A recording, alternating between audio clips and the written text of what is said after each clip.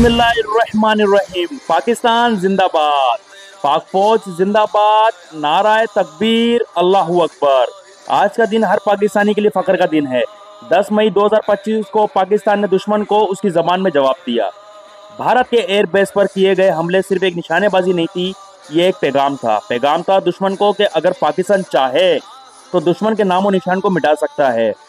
India को खुली आंखों दिखा दिया गया कि पाकिस्तान किसी से कमजोर नहीं।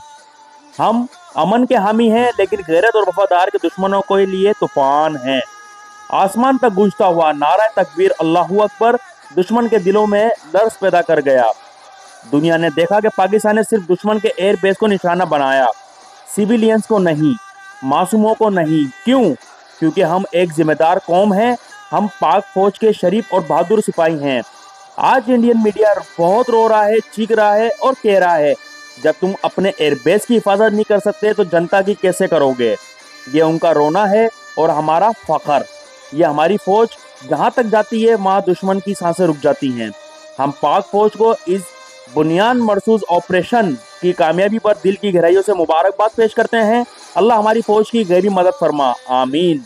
मैं आज इस मंजर पर सिर्फ इतना कहना चाहता हूँ, पाकिस्तान ने पावर शो नहीं किया, पाकिस्तान ने दुश्मन की नींदें हराम की हैं।